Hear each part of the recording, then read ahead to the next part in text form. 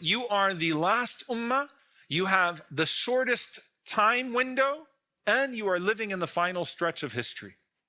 And with all of that, Allah Azza wa Jal made you the majority of the people of Jannah. May Allah subhanahu wa ta'ala make us amongst them. Allahumma ameen. 80 out of the 120 rows that will enter into Jannah, as the Messenger of Allah sallallahu alaihi wasallam said. Why do I put you in that place? Not just for you to think about the urgency, but to put yourself through the time span of Islam as a whole, and to stop thinking about your religion and your person only in the present. It's actually one of the fundamental flaws that we have about how we study subjects like this, is that we start the history of the ummah almost as if it's from our present. And then we identify occurrences around us as if this is the first time that they're occurring. And we forget that the sense of urgency that we are supposed to have is independent of the signs around us. What I mean by that is, if that there was no other sign of the coming of the Day of Judgment, except for the fact that the Prophet ﷺ was sent and he told you about it, that is enough for us to have a sense of urgency about the hereafter. And so we start from the time of the Prophet ﷺ. He was sent, alayhi salatu wassalam, to a people that didn't believe in a hereafter at all.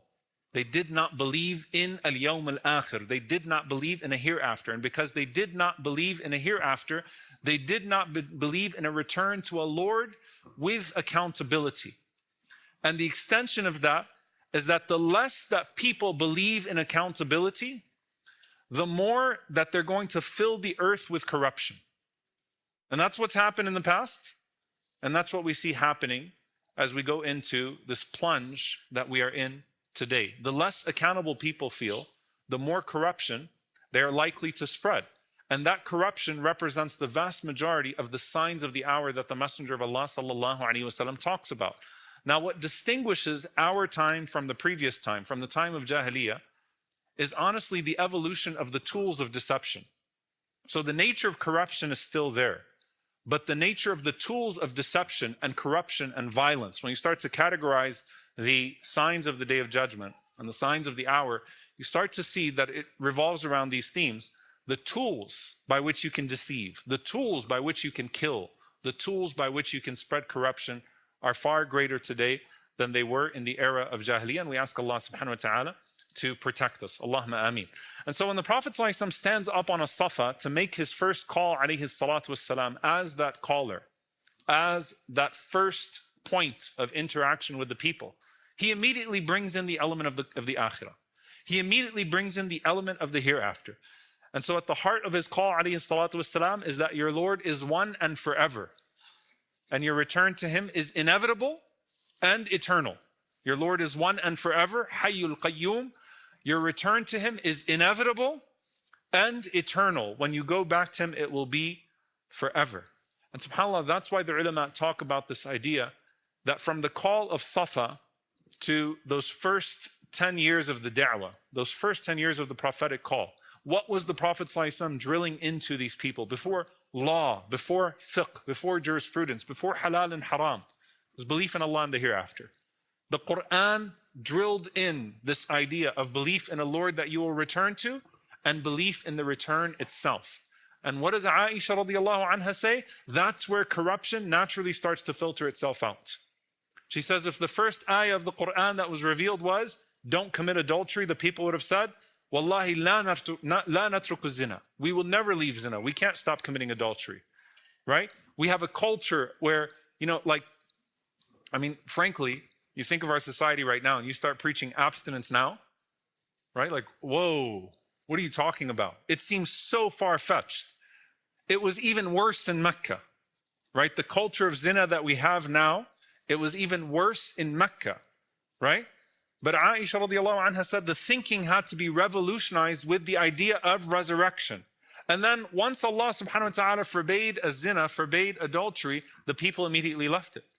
And she said if the first verse to be revealed was, don't drink alcohol, la tashrabul khamr, people would have said, we can't give up alcohol. But after all of those years, of instilling in people this idea of Allah and the Day of Judgment, Allah and the return, Allah and the return, Allah and the return, what happened? When the ayah prohibiting alcohol came down, the people broke their wine bottles and they filled the streets with their alcohol. No problem. So the more that you feel accountable, the more urgent the hour is to you, the more likely you are to leave off the corruption for which you fear being held accountable. And the opposite is true. And so as we get closer to the Day of Judgment, what does Allah subhanahu wa ta'ala say? اقترب للناس حسابهم, that the hour gets closer, وهم في غفلة معرضون, and the people get further. The hour gets closer, but the people get further from that idea of the hour. Now, as we're talking about framings as well, the Messenger of Allah ﷺ employed two different vehicles in how he talked about this subject. For one, the Prophet ﷺ framed our own instability in the world. So forget about the world itself. There is your own personal instability, how temporary you are. And then the Prophet ﷺ framed the world itself as temporary and unstable. And by the way, subhanAllah, these are two different heartstrings to pull on. And so first and foremost, your life here is temporary and unstable. Your life here is temporary and unstable. Even if the earth was permanent, even if it was a Jannah in that it had no corruption in it, and everything was reward without risk, was enjoyment without consequence. Even if it was permanent, you are temporary. And so حُبُّ الدُّنْيَا رَأْسُ كُلِّ خَطِيئَةٍ. The love of this world is at the root cause of every single sin. If you love the world too much, then your sins will be determined by that. You'll follow your desires, and your desires will become your God, effectively your God. And so that's the first thing. The Messenger of Allah ﷺ said, "Kun fi dunya ka'annaka gharib aw 'abiru sabil." Be in this world as if you're a stranger or a wayfarer. What is the meaning of that? إِذَا أَصْبَحْتَ فَلَا تَنْتَظِرِ الْمَسَاء. If you wake up, then don't expect to live till the evening. And if you go to sleep at night, don't expect to live till the morning. Abdullah narrates. And who is Abdullah when you just say the name of Abdullah in hadith?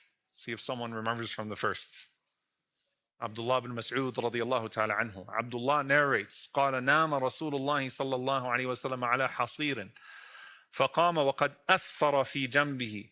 The Prophet ﷺ was sleeping on a mat. The bed of the Prophet ﷺ, the most powerful man in the world, was made of branches, stuffed with with a pillow, stuffed with some palm fibers. When he would get up from his bed, alayhi salatu wassalam, in his tiny little room, with a stomach that wouldn't eat 2 meals a day, right? That would eat 1 meal a day, if even, sallallahu alaihi wasallam. He gets up, and you imagine seeing the most powerful man in the world, and that's his living standard.